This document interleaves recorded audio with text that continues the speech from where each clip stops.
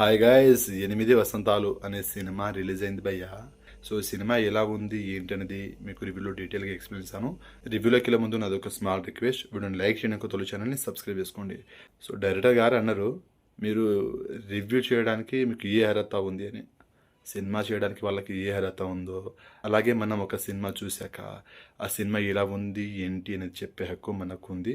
Director గారికి తెలుసో తెలియకో మరి ఇలా చెప్తే కాంట్రవర్సీ అయ్యి సినిమా ప్రమోషన్ చేయాల్సిన పని లేదు, సినిమా ఆటోమేటిక్గా హైప్ వచ్చేస్తుంది, ఈ సినిమా ఉంది, సినిమా రిలీజ్ అవుతుందన్న సంగతి పబ్లిక్లోకి వెళ్ళిపోతుందని అలా పకడ్బందీగా ప్లాన్ చేసి ఆ మాట ఆ ఇంటర్వ్యూలో అన్నారేమో అని అనిపించింది నాకు. సో ఏదేమైనప్పటికీ మనం డబ్బులు పెట్టి సినిమా చూస్తున్నాం, ఆయన పుక్కట్లో సినిమా చూపిస్తలేడు, మనం ఫ్రీగా సినిమా చూస్తలేము. అలాగే సినిమా చూడకుండానే ఈ సినిమా చూడకండి, ఈ సినిమా బాగలేదు అనో లేదా ఈ సినిమా నేను చూడొద్దనో ఇలా పబ్లిక్ అయితే చెప్పట్లేదు. మనం డబ్బులు పెట్టి సినిమా చూస్తున్నాం, సినిమా ఎలా ఉందో అది చెప్తున్నాం, అది మనం చెప్పాల్సిన బాధ్యత ఉంది.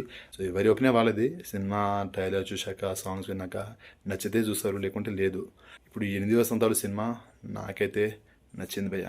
ఫస్ట్ హాఫ్ బాగుంది, మెయిన్గా మ్యూజిక్ హైలైట్ భయ్య.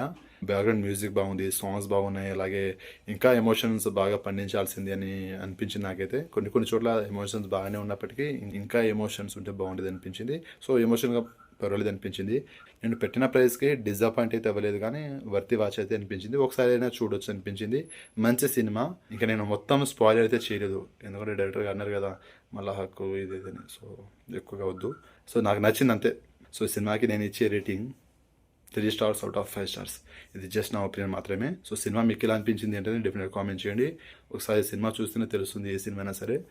ఎవరి ఒపీనియన్ వాళ్ళది కాబట్టి ఇది నా ఒపీనియన్. సో ఇది మరి వీడియోని లైక్ చేయండి, షేర్ చేయండి, ఛానల్ని సబ్స్క్రైబ్ చేసుకోండి.